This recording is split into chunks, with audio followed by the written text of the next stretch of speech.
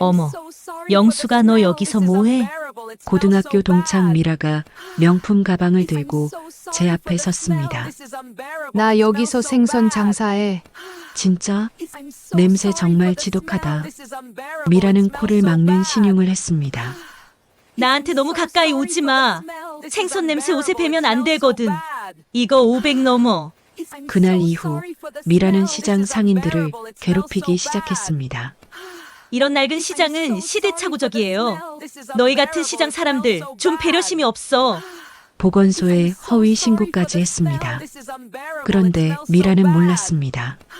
자기가 임대한 그 건물 주인이 바로 저라는 걸, 그리고 제가 이 상권 건물 10채를 가진 건물주라는 걸. 미라야, 이제 가르쳐 줄 시간이야. 사람을 함부로 대하면 어떻게 되는지. 시작하기 전에 구독과 좋아요 버튼 눌러주시면 영상을 만드는데 아주 큰 힘이 됩니다. 그럼 지금부터 사연 들려드리겠습니다. 새벽 5시 여수 수산시장에 첫 화물차가 들어서는 소리에 저는 잠에서 깼습니다. 아니, 깬 게 아니라 일어난 겁니다. 30해를 이렇게 살았으니 이젠 알람도 필요 없었습니다. 찬물로 얼굴을 씻고 오래된 앞치마를 두르는 동안 거울 속 65살 제 얼굴이 보였습니다. 주름진 눈과 거칠어진 손등. 이 손에선 언제나 비린내가 났습니다. 아무리 씻어도 지워지지 않는 30년의 흔적이었죠. 영수가 벌써 왔어? 시장 입구에서 만난 순이 언니가 반갑게 손을 흔들었습니다. 언니도 일찍 나왔네요. 우리 같은 사람들이 언제 늦잠 잡았나? 하. 순이 언니는 떡집을, 저는 생선 가게를 30년째 지키고 있었습니다. 시장 사람들은 다 그랬습니다. 새벽부터 밤까지 비가 오나 눈이 오나 이 자리를 지켰죠. 제 가게 앞에 도착하자 익숙한 비린내가 코를 찔렀습니다. 싫은 냄새가 아니었습니다. 이건 제 삶의 냄새였으니까요. 얼음 박스를 열고 오늘 들어온 생선들을 하나씩 꺼냈습니다. 싱싱한 갈치, 윤기 나는 고등어, 크고 실한 우럭. 손으로 만지며 상태를 확인하는 동안 제 마음도 차분해졌습니다. 이 일은 정말 좋았습니다. 아침 8시가 되자 시장에 사람들이 하나둘 모여들기 시작했습니다. 아줌마, 갈치 한 마리 주세요. 고등어는 얼마예요? 손님들을 맞이하며 생선을 손질하고 포장하는 시간. 이 순간만큼은 저도 손님들도 모두 평등했습니다. 돈을 내고 물건을 받는 단순한 관계. 그게 좋았습니다. 점심때가 되어 잠시 숨을 돌릴 때였습니다. 핸드폰에 문자 하나가 들어왔습니다. 부동산 관리업체 김 실장이었습니다. 사장님, 이번 달 임대료 모두 입금 확인됐습니다. 3번 건물 공실도 새 임차인 구했습니다. 저는 짧게 답장을 보냈습니다. 수고했어요. 그리고 핸드폰을 치마 주머니에 넣었습니다. 아무도 몰랐습니다. 이 시장 골목의 허름한 생선 가게 주인이 사실은 이 상권의 건물 10채를 소유한 주인이라는 걸. 남편이 일찍 세상을 떠난 뒤 저는 악착같이 돈을 모았습니다. 생선 1마리, 2마리 팔며 모은 돈으로 첫 건물을 샀고 그렇게 하나씩 불려나갔습니다. 하지만 저는 절대 그 사실을 드러내지 않았습니다. 그냥 시장 아줌마로 사는 게 편했으니까요. 화려한 옷도 비싼 가방도 필요 없었습니다. 이 앞치마와 장화가 제일 편했습니다. 오후 2시쯤 시장 입구 쪽이 갑자기 술렁거렸습니다. 어머, 누구야? 되게 멋있게 입었네. 명품 가방 아니야? 샤넬인가? 고개를 들어보니 낯익은 얼굴이 보였습니다. 심장이 덜컥 내려앉았습니다. 김미라. 고등학교 동창이었습니다. 45년 만에 보는 얼굴이었지만 단번에 알아볼 수 있었습니다. 미라는 선글라스를 낀 채 높은 구두를 신고 시장 안으로 걸어 들어왔습니다. 그 모습이 마치 다른 세상에서 온 사람 같았습니다. 아니, 실제로 다른 세상 사람이었죠. 미라는 시장을 둘러보다가 제 가게 앞을 지나갔습니다. 그리고 멈춰 섰습니다. 천천히 선글라스를 내리며 저를 위아래로 훑어봤습니다. 어머, 영숙이, 너 여기서 뭐해? 목소리에는 놀라움보다 경멸이 섞여 있었습니다. 저는 억지로 미소를 지으며 대답했습니다. 미라야. 오랜만이야. 나 여기서 생선 장사해. 헐, 진짜? 여기서 아직도 장사를? 미라는 코를 막는 신용을 했습니다. 냄새 진짜 심하다. 나 이런 거 못 참는데. 제 얼굴이 뜨거워졌습니다. 부끄러움인지 분노인지 구분이 안 됐습니다. 넌 여기 왜 왔어? 아, 나 여기 근처에 레스토랑 오픈했거든. 요즘 핫한 곳이야. 너도 알아? 포트사이드 레스토랑. 미라는 자랑스럽게 말했습니다. 저는 그 이름을 알고 있었습니다. 제3번 건물 2층에 새로 들어온 양식집. 한 달 전에 계약했던 그 가게였습니다. 아, 거기 내 가게구나. 응. 대박 나고 있어. 예약 밀려서 난리야. 미라가 가방을 들어 올리며 말했습니다. 근데 영수가, 너 진짜 여기서 계속 이러고 살 거야? 동창회라도 나오지 그래. 다들 궁금해하던데. 그 말투에는 동정과 조롱이 뒤섞여 있었습니다. 저는 아무 말도 하지 못했습니다. 에이, 근데 이런 데서 장사하는 사람이 동창회 가서 뭐 할 말이 있겠어. 미안, 내가 좀 솔직했지? 미라는 웃으며 손을 흔들었습니다. 나 바빠서 먼저 갈게. 야, 그리고 너무 가까이 오지 마. 생선 냄새 옷에 배면 안 되거든. 이거 500 넘어. 그렇게 말하고는 휙 돌아서서 가버렸습니다. 저는 그 자리에 얼어붙은 채 서 있었습니다. 손이 떨렸습니다. 가슴 속에서 뜨거운 무언가가 치솟아 올랐습니다. 아, 이게 모욕감이구나. 살면서 처음 느껴보는 감정이었습니다. 저는 천천히 손을 주먹 쥐었습니다. 생선 비린내. 그래, 이게 내 냄새다. 하지만 더 고약한 냄새가 있다는 걸 미라는 아직 모르는 것 같았습니다. 사람의 오만함에서 나는 악취 말입니다. 그날 저녁 가게 문을 닫고 집으로 돌아오는 길, 저는 계속 미라의 말을 곱씹었습니다. 이런 데서 장사하는 사람이 뭘 알겠어. 정말 그럴까요? 시장에서 30년을 살며 배운 게 정말 아무것도 없을까요? 집에 도착해 서랍을 열었습니다. 그 안에는 건물 등기부등본들이 가지런히 정리되어 있었습니다. 하나, 둘, 셋, 10개. 모두 제 이름으로 되어 있었습니다. 그중 3번 건물 서류를 꺼내 들었습니다. 2층 포트사이드 레스토랑. 임차인 김미라. 저는 천천히 미소를 지었습니다. 알려줄까 말까? 아니, 아직은 아니다. 때가 되면 알게 될 것입니다. 제가 누군지, 그리고 이 시장에서 정말 힘 있는 사람이 누군지. 핸드폰을 꺼내 김 실장에게 문자를 보냈습니다. 3번 건물 2층 임차인 정보 자세히 보내주세요. 계약서도요. 답장은 금방 왔습니다. 네, 사장님. 내일 아침에 보내드리겠습니다. 저는 핸드폰을 내려놓고 창밖을 바라봤습니다. 여수 밤바다가 반짝이고 있었습니다. 30년 전 남편과 처음 이 바다를 보며 꿈을 꿨던 그날이 떠올랐습니다. 우리 잘 살아보자. 악착같이 살아보자. 그리고 저는 정말 악착같이 살았습니다.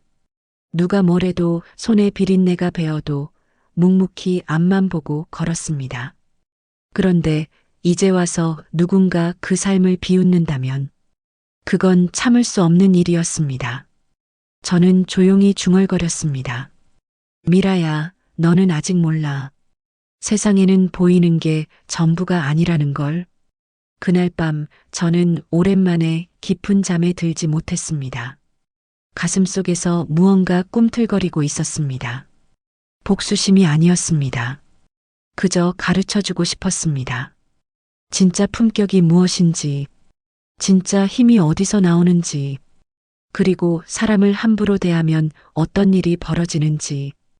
다음 날 아침, 김 실장에게서 이메일이 도착했습니다. 출근 전 핸드폰으로 파일을 열어봤습니다. 포트사이드 레스토랑, 임차인 김미라. 계약 기간 1년 월 임대료 350만 원. 특이사항에 적힌 메모가 눈에 들어왔습니다. 임차인이 수차례 임대료 인하 요청, 주변 상권과 비교하며 너무 비싸다고 항의함. 저는 피식 웃음이 나왔습니다. 그 위치에 그 평수면 오히려 싼 편이었습니다. 제가 일부러 낮게 책정한 거였죠. 시장에 도착하자 순이 언니가 달려왔습니다. 영수가 어제 그 여자 봤어? 명품 두른 사람. 응, 고등학교 동창이야. 어머, 그래. 근데 말이야, 그 사람 요즘 여기서 진짜 이상하게 굴어. 순이 언니 얼굴에 걱정이 가득했습니다. 무슨 일인데? 자기 식당 손님들이 시장 냄새 난다고 싫어한대. 우리 보고 영업시간 줄이래. 특히 생선이랑 건어물 파는 데는 아예 치우라고. 제 손이 저절로 주먹 쥐어졌습니다. 그것도 어제 오늘 일이 아니야. 일주일째 상인회에 민원 넣고 있어. 순이 언니가 한숨을 쉬었습니다. 저는 아무 말 없이 언니 어깨를 토닥였습니다. 나한테 하는 건 참아도 이 사람들한테까지 그러면 안 되는데. 오전 11시쯤 미라가 다시 나타났습니다. 오늘도 명품으로 치장한 모습이었죠. 영수가 어제는 미안. 바빠서 인사도 제대로 못했네. 말은 사과였지만 표정엔 미안함이 없었습니다. 있잖아, 부탁 하나만 할게. 여기 좀 정리 안 돼? 냄새도 심하고. 우리 레스토랑 손님들이 이 골목 지나가는 거 싫어하거든. 미라야, 여긴 시장이야. 제 목소리가 떨렸습니다. 아니, 나도 알아. 근데 시대가 변했잖아. 이런 재래시장은 좀 시대착오적이지 않아? 미라는 당연하다는 듯 말했습니다. 너희가 조금만 신경 쓰면 되잖아. 영업시간 줄이고 생선은 밀폐된 곳에서 손질하고. 저는 칼을 내려놓았습니다. 손이 너무 떨렸습니다. 미라야, 우리가 여기서 몇십 년을. 알아. 오래 했다는 거. 근데 그게 특권은 아니잖아. 미라가 차갑게 말했습니다. 나도 사업자야. 내 손님들 생각해야지. 솔직히 말할게. 너희 같은 시장 사람들 좀 배려심이 없어. 세상 돌아가는 것도 모르고. 그 순간 제 안에서 뭔가 뚝 끊어졌습니다. 시장 사람들이라고 했어? 응. 왜? 틀린 말이야? 미라는 팔짱을 끼고 저를 내려다봤습니다. 영수가 너 솔직히 고등학교 때부터 그랬잖아. 공부도 못하고 집안도 별로고. 그래서 결국 여기서 생선이나 파는 거잖아. 제 얼굴이 화끈거렸습니다. 나쁜 뜻은 아니야. 근데 현실은 현실이니까.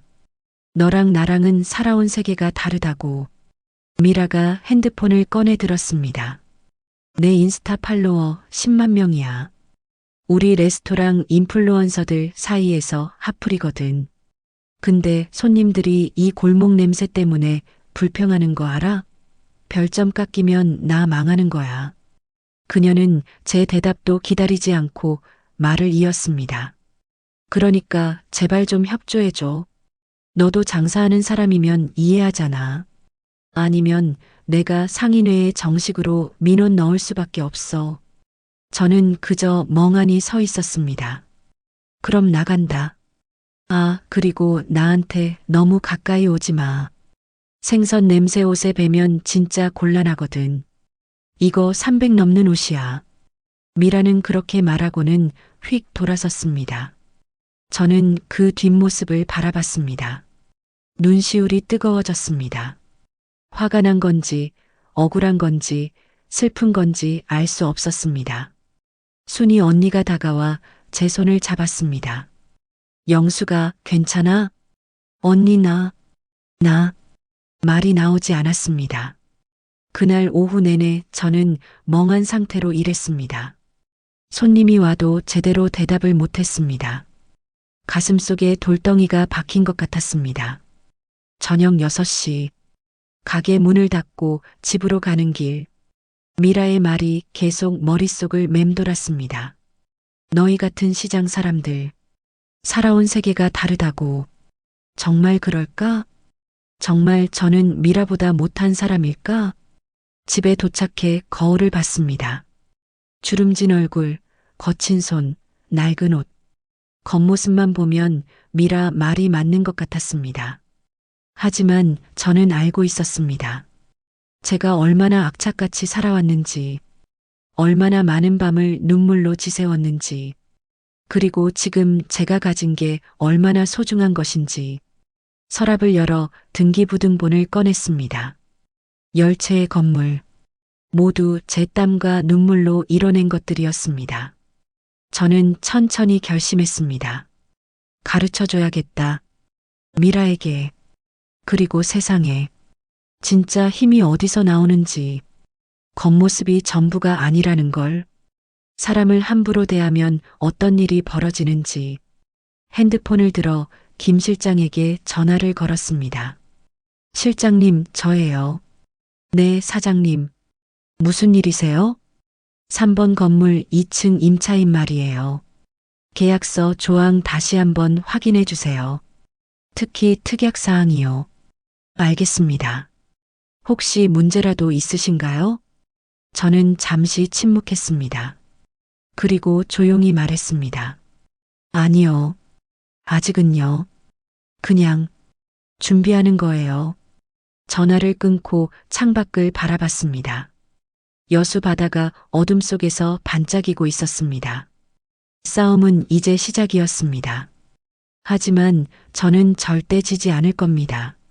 30년 시장 바닥을 구른 사람을 절대 만만하게 보면 안 되는데, 미라는 곧 알게 될 겁니다. 세상에서 가장 무서운 건 조용히 분노하는 사람이라는 걸. 사흘 후, 김 실장이 서류 봉투를 들고 시장으로 찾아왔습니다. 사장님, 요청하신 자료입니다. 저는 가게 뒤편 작은 사무실로 그를 안내했습니다. 봉투를 열자 포트사이드 레스토랑의 모든 정보가 들어 있었습니다. 계약서, 사업자 등록증, 임대료 납부내역. 실장님, 이 특약 조항 보세요. 여기 뭐라고 써 있죠? 임차인은 주변 상가 및 상인들과 원만한 관계를 유지해야 하며 정당한 사유 없이 민원을 제기하거나 영업을 방해할 경우 계약 해지 사유가 될 수 있다. 네, 저희가 모든 계약서에 넣는 표준 조항입니다. 김 실장이 고개를 끄덕였습니다. 최근 이 조항 위반한 사례가 있나요? 그게 사실 며칠 전부터 2층 임차인이 시장 상인회에 민원을 계속 넣고 있다는 얘기를 들었습니다. 저는 서류를 천천히 내려놓았습니다. 증거는 있나요? 상인회 회의록에 다 기록되어 있습니다. 필요하시면 받아올 수 있습니다.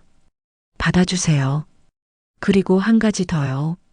저는 잠시 망설이다 입을 열었습니다. 임대료 연체 기록도 확인해 주세요. 혹시 늦게 납부한 적 있는지. 김 실장이 노트북을 열어 확인했습니다. 지난달에 이틀 늦었고 그 전달엔 나흘 늦었습니다. 계약서상 3일 이상 연체 시 연체료가 부과되는데 임차인이 계속 사정한다며 한 번만 봐달라고 해서 저희가 넘어갔습니다. 그랬군요. 저는 고개를 끄덕였습니다. 모든 게 그려지기 시작했습니다. 미라는 돈이 빠듯한 상황이었습니다. 그래서 임대료를 깎으려 했고 그게 안 되니까 시장 상인들을 몰아내서 자기 레스토랑 가치를 올리려는 거였죠. 실장님, 이번 달 임대료는 언제까지 들어와야 하나요? 이번 달 말일까지입니다. 만약 그때까지 안 들어오면 계약서상 7일의 유예 기간이 있습니다. 그 후에도 미납이면 최고장을 보낼 수 있습니다. 저는 차분하게 말했습니다. 이번엔 유예 기간 없이 진행하세요. 계약서대로요. 김 실장이 놀란 눈으로 저를 봤습니다. 사장님, 그러시면 임차인이 상당히 곤란해질 텐데요. 규칙은 규칙이니까요. 저는 담담하게 대답했습니다. 그날 저녁 시장 상인회장 박 사장님이 제 가게로 오셨습니다. 영숙 씨, 미안한데 말이야. 박 사장님은 난처한 표정이었습니다. 그 레스토랑 사장이 또 민원 넣었어. 이번엔 위생 문제라고. 시장 전체가 불결하다면서 보건소 조사 요청했대. 예. 다음 주에 보건소 나온대. 전체 점검한다고. 박 사장님이 한숨을 쉬었습니다. 우리야 문제없지만 괜히 소문나면 손님들이 꺼리잖아. 참 답답해. 저는 조용히 물었습니다. 사장님, 그 레스토랑이 어느 건물에 있는지 아세요? 3번 건물 2층이던데. 거기 건물주가 누군지 아무도 모르더라고. 박 사장님이 고개를 저었습니다. 저는 미소를 지었습니다. 사장님, 걱정 마세요. 곧 해결될 거예요. 뭐, 무슨 방법이라도 있어? 네. 좋은 방법이요. 그날 밤 저는 오랜만에 편안하게 잠들었습니다. 계획은 완벽했습니다. 미라는 자기가 누구 건물에서 장사하는지 몰랐습니다. 자기가 무시한 그 시장 아줌마가 바로 건물주라는 걸 꿈에도 모를 겁니다. 곧 깨닫겠죠. 세상에는 보이는 게 전부가 아니라는 걸. 그리고 사람을 함부로 대하면 어떤 일이 벌어지는지. 저는 핸드폰을 들고 마지막 문자를 보냈습니다. 실장님, 준비 끝나는 대로 연락 주세요. 이번엔 제대로 하겠습니다. 답장이 왔습니다. 알겠습니다, 사장님. 모든 준비가 끝났습니다. 이제 남은 건 실행뿐이었습니다. 일주일 후, 보건소 직원들이 시장에 나타났습니다. 미라가 신고한 대로 전체 점검이 시작됐죠. 하지만 결과는 미라가 원한 것과 달랐습니다. 이상 없습니다. 오히려 다른 시장보다 위생 상태가 훨씬 좋네요. 보건소 팀장이 만족스럽게 말했습니다. 신고 내용 보고 왔는데 전혀 사실무근이네요. 누가 허위 신고한 거 아닙니까? 박 사장님이 씁쓸하게 웃었습니다. 글쎄요. 우리를 못마땅하게 여기는 사람이 있나 봅니다. 그날 오후 미라가 시장으로 왔습니다. 이번엔 표정이 좋지 않았습니다. 야, 너희 일부러 준비한 거지? 보건소 나온다고 미리 알고? 순이 언니가 어이없다는 표정으로 말했습니다. 우리가 원래 깨끗하게 하는 사람들이야. 당신이 몰랐을 뿐이지. 쳇, 어쨌든 내 손님들은 여전히 불만이 많아. 이 골목 지나가기 싫다고. 미라는 제 가게 앞으로 왔습니다. 영수가, 솔직히 너 가게가 제일 심해. 생선 냄새가 진짜 최악이거든. 좀 옮길 생각 없어? 저는 생선을 손질하던 손을 멈췄습니다. 옮기라고? 응. 여기 말고 저 안쪽으로. 그럼 우리 손님들 동선이랑 안 겹치잖아. 미라는 마치 당연한 요구를 하듯 말했습니다. 그때 시장 사람들이 하나둘 모여들기 시작했습니다. 생선 가게 철수 씨, 반찬 가게 경자 언니, 과일 가게 동훈 씨, 모두 제 뒤에 섰습니다. 저기요, 손님. 철수 씨가 앞으로 나섰습니다. 여긴 우리가 30년 넘게 지켜온 자리예요. 함부로 옮기라 마라 할 수 있는 게 아닙니다. 아니, 당신들은 누군데 끼어들어요? 미라가 짜증스럽게 말했습니다. 우리도 상인이에요. 그리고 당신보다 훨씬 오래 여기 있었죠. 경자 언니가 차분하게 말했습니다. 미라는 비웃듯 말했습니다. 아, 그래요? 근데 말이죠, 여러분. 시대가 변했어요. 이런 낡은 시장은 이제 경쟁력이 없다고요. 우리 같은 트렌디한 가게들이 들어와야 이 동네가 살아나는 거예요. 트렌디? 동훈 씨가 코웃음을 쳤습니다. 당신 가게 음식값 보니까 여기 시장 물가의 5배 더 많. 그게 트렌디한 건가? 미라의 얼굴이 붉어졌습니다. 당신들이 뭘 알아? 마케팅도 모르고 브랜딩도 모르면서. 그러니까 평생 이런 데서 장사하는 거잖아. 순간 시장 분위기가 싸늘해졌습니다. 저는 조용히 앞으로 나섰습니다. 미라야, 그만해. 왜? 사실을 말하는 건데? 우리가 여기서 평생 일한 게 부끄러운 일이야? 우리도 자존심 있어. 제 목소리가 떨렸지만 단호했습니다. 미라는 어이없다는 표정을 지었습니다. 자존심? 웃기네. 자존심 있으면 좀 배우든가. 손님 응대 교육도 받고 매장도 예쁘게 꾸미고. 그게 자존심 아니야? 그녀는 팔짱을 끼고 말을 이었습니다. 알았어. 내가 직접 건물주한테 얘기할게. 이 구역 상가들 다 정리해달라고. 어차피 건물주도 장사하는 사람이니까 이해할 거야. 저는 아무 말도 하지 않았습니다. 미라는 승리한 듯 웃으며 돌아섰습니다. 그녀가 떠나자 철수 씨가 말했습니다. 영숙 씨, 저 여자 정말 너무한 거 아니야? 괜찮아요. 저는 미소를 지었습니다. 곧 정리될 거예요. 정리? 무슨 뜻이야? 그냥요. 다 잘 될 거란 뜻이에요. 그날 저녁 김 실장에게 전화가 왔습니다. 사장님, 이번 달 임대료가 아직 안 들어왔습니다. 오늘이 마감일이죠? 네. 그런데 임차인이 연락이 안 됩니다. 저는 잠시 생각했습니다. 내일 아침 첫 번째로 연락해 보세요. 그래도 안 되면 계약서대로 진행하고요. 알겠습니다. 전화를 끊고 창밖을 바라봤습니다. 미라는 아직도 몰랐습니다. 자기가 찾아가겠다던 건물주가 바로 저라는 걸. 그리고 자기 발밑에 땅이 얼마나 위태로운지. 시장 사람들은 제 편이었습니다. 30년을 함께 살아온 사람들. 서로의 아픔을 알고 서로를 지켜주는 사람들. 미라가 무시한 건 저 하나가 아니었습니다. 이 모든 사람들의 삶이었죠. 그 대가는 생각보다 클 겁니다. 저는 조용히 중얼거렸습니다. 미라야, 이제 시작이야. 이틀 후, 오전 10시쯤이었습니다. 미라가 다시 시장에 나타났습니다. 이번엔 표정이 심상치 않았습니다. 영수가, 너 혹시 건물관리회사 아는 사람 있어? 숨을 헐떡이며 다가왔습니다. 왜? 내 가게 건물관리실에서 이상한 통보가 왔거든. 임대료 연체됐다고. 근데 난 분명히 입금했다고. 저는 생선을 손질하며 담담하게 말했습니다. 은행 확인해 봤어? 그게 사실 이틀 늦긴 했어.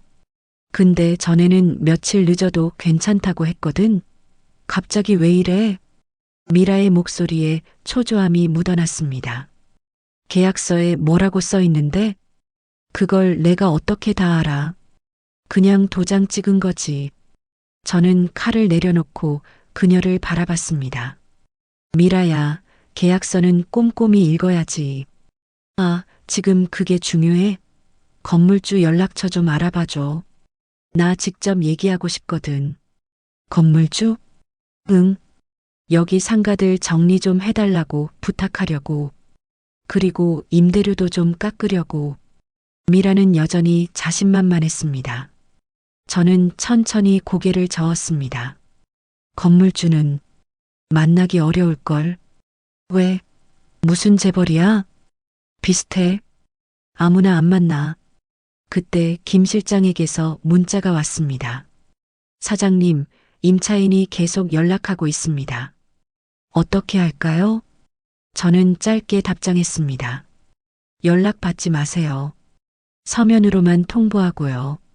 미라가 제 핸드폰을 힐끗 봤습니다. 누구야? 혹시 아는 사람? 아니, 그냥 거래처. 저는 핸드폰을 주머니에 넣었습니다. 미라는 한숨을 쉬며 말했습니다. 아, 진짜 짜증나. 요즘 장사도 안 되는데. 손님들이 이 시장 분위기 때문에 안 온다니까. 그래. 응. 솔직히 너희 때문이야. 이 낡은 분위기가 우리 레스토랑 이미지 다 깎아먹는다고. 저는 더 이상 아무 말도 하지 않았습니다. 사흘 후, 미라의 레스토랑 앞에 노란 봉투가 붙었습니다. 계약 해지 최고 통지서. 시장 상인들이 수군거리기 시작했습니다. 저 레스토랑 뭔 일 있나 봐. 임대료 못 냈나? 그러게, 그렇게 잘 나간다더니. 오후 2시쯤 미라가 시장으로 달려왔습니다. 얼굴이 새하얗게 질려 있었습니다. 영수가, 큰일 났어. 무슨 일인데? 건물주가 계약 해지한대. 나보고 다음 달까지 나가래. 미라의 목소리가 떨렸습니다. 왜 해지한대? 특약 조항 위반이래. 주변 상인들한테 민원 넣고 그런 게 문제래. 말도 안 되지 않아? 저는 조용히 물었습니다. 계약서에 그런 조항 있었어? 있긴 있었나 봐. 근데 그게 그렇게 중요한 줄 몰랐지. 미라가 울먹이기 시작했습니다. 나 지금 은행 대출 받아서 인테리어 다 했거든. 이제 겨우 손님 붙기 시작했는데 나가라니. 난 어떡하라고. 순이 언니가 다가와 말했습니다. 그러게 처음부터 잘하지 그랬어. 우리한테 그렇게 함부로 대하고. 언니 잠깐만. 저는 순이 언니를 말렸습니다. 미라를 바라보며 천천히 말했습니다. 미라야, 건물주한테 직접 사과하는 게 어때? 그러고 싶지. 근데 연락이 안 된다고. 관리회사에서는 서면으로만 통보한대. 미라가 제 손을 붙잡았습니다. 영수가 제발. 너 여기 오래 있었으니까 건물주 누군지 알 거 아냐. 좀 알아봐줘. 응? 저는 그녀의 손을 천천히 떼어냈습니다. 미안하지만 나도 몰라. 거짓말. 분명히 알 거야. 시장 사람들은 다 안다며. 미라의 목소리가 날카로워졌습니다. 정말 몰라. 그리고 알아도 안 알려줄 거야. 뭐? 미라야, 넌 우리한테 어떻게 했는데? 시장 사람들이라고 무시하고 냄새난다고 비웃고. 제 목소리가 차갑게 식었습니다. 미라의 얼굴이 일그러졌습니다. 그래, 알았어. 너희가 이러는 거구나. 건물주한테 뭐라고 한 거지? 나 욕했지? 우린 아무 말도 안 했어. 거짓말. 분명히 너희가 꾸민 거야. 미라가 소리쳤습니다. 시장 사람들이 모여들었습니다. 저 사람 왜 저래? 자기가 잘못해놓고 남 탓이네. 미라는 주변을 둘러보다가 비틀거리며 뒤로 물러났습니다. 너희 다 똑같아. 시기해서 그런 거지. 내가 잘 되는 게 배 아파서. 그녀는 그렇게 소리치고는 레스토랑으로 뛰어갔습니다. 저는 그 뒷모습을 조용히 바라봤습니다. 가슴 한쪽이 무거웠습니다. 이게 정말 옳은 일일까? 하지만 곧 고개를 저었습니다. 아니야. 미라는 배워야 해. 사람을 함부로 대하면 어떻게 되는지. 세상에는 보이지 않는 힘이 있다는 걸. 그날 저녁 김 실장이 전화했습니다. 사장님, 임차인이 계속 면담 요청하고 있습니다. 거절하세요. 그런데 임차인이 변호사 선임한다고 합니다. 저는 잠시 침묵했습니다. 계약서대로 하면 문제 없죠? 네, 전혀 없습니다. 모든 절차가 합법적입니다. 그럼 진행하세요. 전화를 끊었습니다. 미라는 아직도 몰랐습니다. 자기가 싸우려는 상대가 누군지. 하지만 곧 알게 될 겁니다. 일주일 후, 시장은 평소보다 더 조용했습니다. 미라의 레스토랑 문이 닫혀 있었고 유리창에는 폐업 정리 중이라는 종이가 붙어 있었습니다. 저는 가게 앞을 지나가며 그 모습을 봤습니다. 가슴 한쪽이 무거웠습니다. 이게 제가 원했던 결말일까요? 오후 3시쯤 미라가 시장에 나타났습니다. 하지만 예전 모습이 아니었습니다. 명품 가방도 화려한 옷도 없었습니다. 그냥 평범한 청바지에 티셔츠를 입고 있었죠.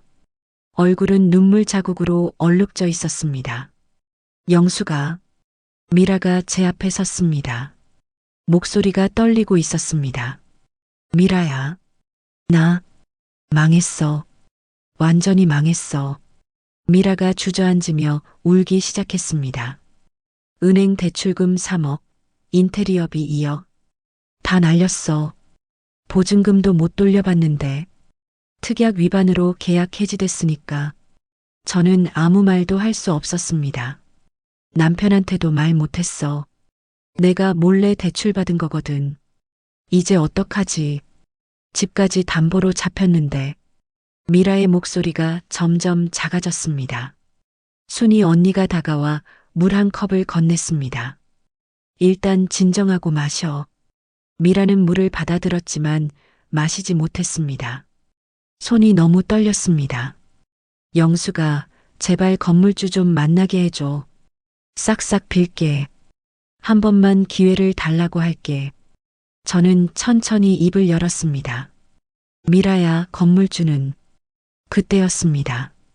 철수 씨가 급하게 달려왔습니다. 영숙 씨, 큰일 났어. 저기 봐. 손가락이 가리키는 곳을 보니 레스토랑 앞에 사람들이 모여 있었습니다. 기자들이었습니다. 무슨 일이야? 모르겠어. 갑자기 나타나서 사진 찍고 난리야. 저는 미라를 보았습니다. 미라도 놀란 표정이었습니다. 나 기자 부른 거 아니야. 우리는 함께 그쪽으로 갔습니다. 한 기자가 마이크를 들고 있었습니다. 여기는 최근 논란이 된 포트사이드 레스토랑 앞입니다. 건물주의 일방적인 계약 해지로 미라가 앞으로 나갔습니다. 제가 사장입니다. 누가 기자를 부른 거죠? 저희는 제보를 받고 왔습니다. SNS에 이 건물주가 횡포를 부린다는 글이 올라왔더라고요. 기자가 핸드폰을 보여줬습니다. 거기엔 미라가 쓴 글이 있었습니다. 악덕 건물주의 횡포, 정당한 사업자를 내쫓는 비양심적 행태. 저는 미라를 바라봤습니다. 미라야, 내가 쓴 거야? 응. 어제 너무 억울해서 건물주가 누군지 모르니까 이렇게라도 해야 할 것 같아서. 미라가 고개를 숙였습니다. 기자가 다시 물었습니다. 그럼 건물주가 정말 부당하게 계약 해지한 겁니까? 저는 조금 늦긴 했지만 임대료 냈어요. 그리고 주변에 민원 넣은 것도 정당한 권리잖아요. 미라가 떨리는 목소리로 말했습니다. 그런데 갑자기 나가래요. 제 인생이 망가졌어요. 기자들이 열심히 메모했습니다. 저는 숨이 막혔습니다. 이렇게 되면 안 되는데. 언론에 알려지면 제 이름도 나올 텐데. 그때 김 실장이 전화했습니다. 사장님, 기자들이 건물 앞에 있습니다. 어떻게 할까요? 진정하세요. 제가 처리할게요. 전화를 끊었습니다. 기자가 주변 상인들에게 물었습니다. 여기 건물주가 누군지 아십니까? 상인들이 고개를 저었습니다. 몰라요. 관리 회사만 알지. 그럼 이분은요? 기자가 저를 가리켰습니다. 여기서 오래 하신 것 같은데 아시나요? 모두의 시선이 저에게 쏠렸습니다. 미라도 저를 바라봤습니다. 영수가, 너 알지? 제발 알려줘. 저는 깊은 숨을 들이쉬었습니다. 이제 말해야 할 때인가? 아니면 계속 숨겨야 할까? 머릿속이 복잡했습니다. 저는 말이 나오지 않았습니다. 그때 순이 언니가 제 손을 잡았습니다. 영수가, 이제 말해. 더 이상 숨길 필요 없어. 저는 언니를 바라봤습니다. 언니는 고개를 끄덕였습니다. 저는 천천히 미라를 바라봤습니다. 미라야, 건물주는 누구야? 제발 알려줘. 미라가 다급하게 물었습니다. 저는 조용히 말했습니다. 나야. 뭐? 미라의 눈이 커졌습니다. 3번 건물 주인은 나야. 내가 임대한 그 건물. 시간이 멈춘 것 같았습니다. 미라는 입을 벌린 채 저를 바라봤습니다. 기자들도 상인들도 모두가 조용했습니다. 거짓말. 거짓말이지? 미라의 목소리가 떨렸습니다. 아니야. 사실이야. 저는 담담하게 말했습니다. 나는 여기 건물 10채를 가진 건물주야. 30년 동안 생선 팔면서 하나씩 모았어. 미라가 뒤로 비틀거렸습니다. 그럼 내가 나를. 응. 내가 계약 위반했으니까 해지한 거야. 저는 차분하게 말했습니다. 미라의 얼굴이 새하얗게 변했습니다. 그리고 그 자리에 주저앉았습니다. 내가 너한테 뭐라고 했는데? 미라가 떨리는 목소리로 중얼거렸습니다. 저는 더 이상 아무 말도 하지 않았습니다. 진실은 이미 드러났습니다. 이제 남은 건 그녀의 선택이었습니다. 미라는 한참 동안 그 자리에 주저앉아 있었습니다. 기자들이 카메라를 들이댔습니다. 그럼 이게 어떻게 된 겁니까? 건물주가 시장 상인이었다는 건가요? 한 기자가 저에게 물었습니다. 네. 저는 30년째 여기서 생선 장사를 하고 있습니다. 그리고 이 상권 건물 10채의 주인이기도 하죠. 저는 침착하게 대답했습니다. 김 실장이 서류 가방을 들고 달려왔습니다. 사장님, 계약서와 증거 자료 가져왔습니다. 그는 기자들에게 서류를 펼쳐 보였습니다. 여기 특약 조항입니다. 임차인은 주변 상인들과 원만한 관계를 유지해야 하며 부당한 민원 제기 시 계약 해지 사유가 됩니다. 김 실장이 차분하게 설명했습니다. 그리고 임차인께서는 지난 한 달간 시장 상인회에 14건의 민원을 넣으셨습니다. 시장 철거 요구, 영업시간 단축 강요, 보건소 허위 신고까지. 그건 내 권리였어. 미라가 떨리는 목소리로 소리쳤습니다. 저는 천천히 그녀를 바라봤습니다. 권리? 미라야, 너 나한테 뭐라고 했는지 기억해? 제 목소리는 차갑게 식어 있었습니다. 시장 사람들은 배울 게 없다고 했지. 생선 냄새 난다고 코 막았지. 가까이 오지 말라고 했지. 미라의 얼굴이 새하얗게 변했습니다. 그리고 너희 같은 시장 사람들이라고 무시했지. 평생 여기서 장사하는 거라고 비웃었어. 순이 언니가 앞으로 나섰습니다. 당신 말 똑똑히 들었어. 우리가 시대착오적이라고 경쟁력 없다고 했잖아. 철수 씨도 말했습니다. 우리 보고 치우라고 했지. 당신 레스토랑 손님들이 싫어한다고. 상인들이 하나둘 모여들었습니다. 내 떡집도 냄새난다고 민원 넣었잖아. 내 반찬 가게도 지저분하다고 했고.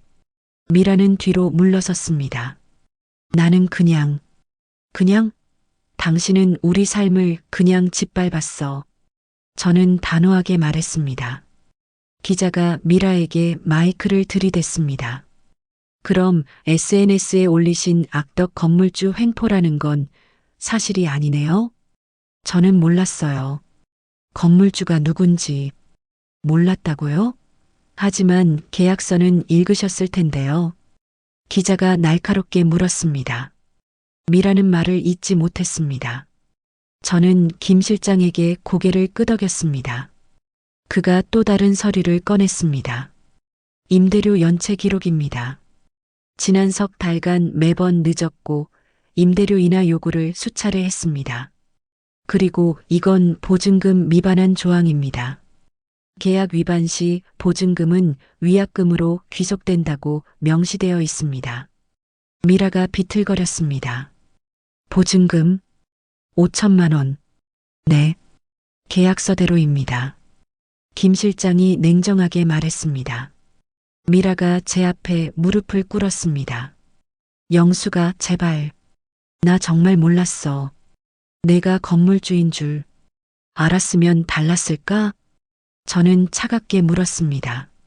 만약 내가 처음부터 건물주라고 말했으면 너는 나한테 그렇게 안 했을까? 시장 사람들한테도 함부로 안 굴었을까? 미라는 대답하지 못했습니다. 아니야. 너는 똑같이 했을 거야. 왜냐면 너는 사람을 겉모습으로 판단했으니까. 저는 천천히 말했습니다. 나한테 명품 가방 자랑했지. 인스타 팔로워 10만 명이라고 했지. 근데 미라야. 저는 그녀를 내려다봤습니다. 진짜 부자는 티 안 내. 진짜 힘 있는 사람은 자랑 안 해. 너는 그것도 몰랐어. 기자들이 열심히 메모했습니다.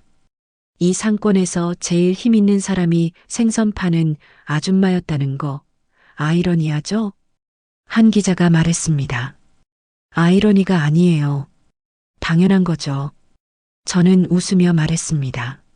30년 동안 새벽 5시에 일어나서 밤늦게까지 일했어요.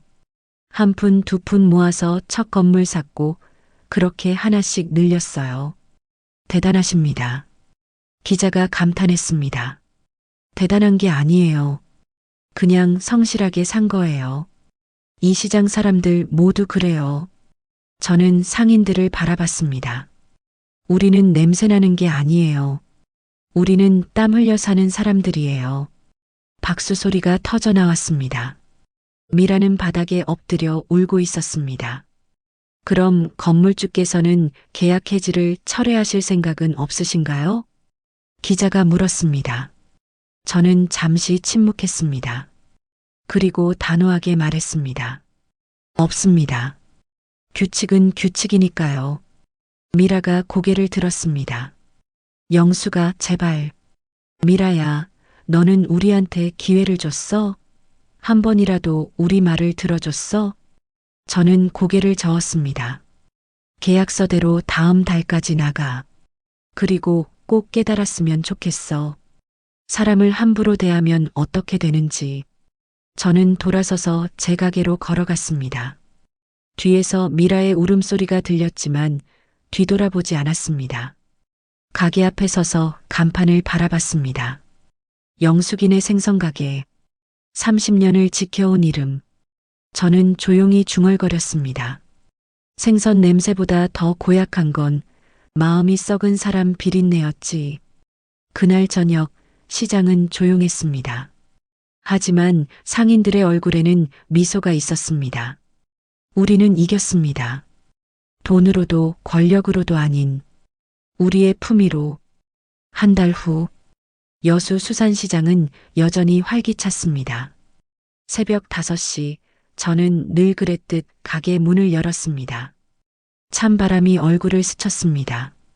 3번 건물 2층은 텅 비어 있었습니다. 포트사이드 레스토랑 간판은 내려갔고 새로운 임차인을 기다리는 중이었죠. 미라는 약속대로 떠났습니다.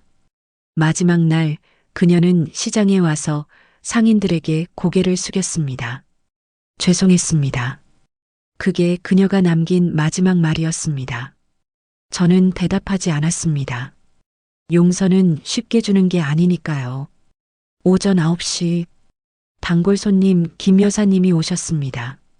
사장님, 요즘 유명인이시던데요? 인터넷에 기사 봤어요. 에이, 별거 아니에요. 저는 웃으며 손을 저었습니다. 별거 아니긴요. 시장 지킨 영웅이시잖아요.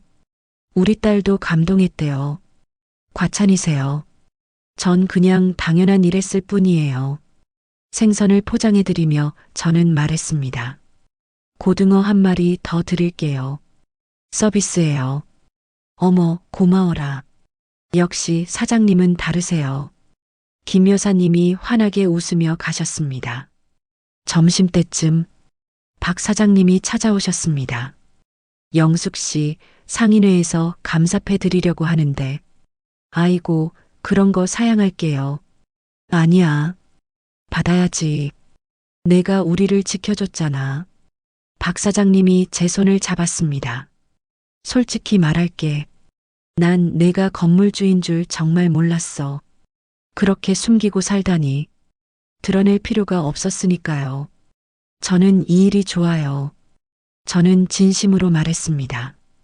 돈이 많아도 건물이 많아도 결국 사람은 자기가 좋아하는 걸 해야 행복하더라고요.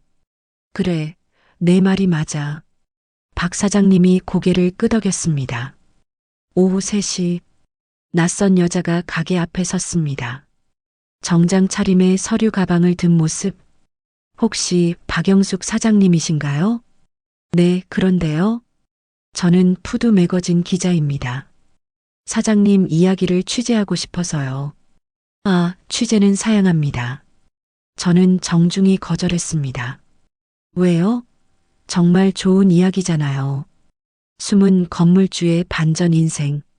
제 인생은 반전이 아니에요. 그냥 평범하게 살았을 뿐이에요. 저는 웃으며 말했습니다. 기자가 아쉬운 표정을 지었습니다. 한마디만 해주세요. 사람들에게 하고 싶은 말씀. 저는 잠시 생각했습니다. 사람을 겉모습으로 판단하지 마세요. 그게 전부예요. 그게 다인가요? 네. 그게 제일 중요하니까요. 기자는 고개를 숙이고 돌아갔습니다. 저녁 6시, 가게 문을 닫을 시간이었습니다. 마지막 손님을 보내고 청소를 시작했습니다. 그때 순이 언니가 떡을 들고 왔습니다. 영수가 이거 먹어. 고마워요, 언니. 우리는 가게 앞 의자에 나란히 앉았습니다. 영수가 너 후회 안 해? 그 여자 용서 안 한 거. 아니요. 전혀요. 저는 단호하게 말했습니다. 용서는 반성하는 사람한테 주는 거예요. 미라는 끝까지 자기 잘못을 몰랐어요. 그래, 내 말이 맞아. 순이 언니가 떡을 한 입 베어 물었습니다.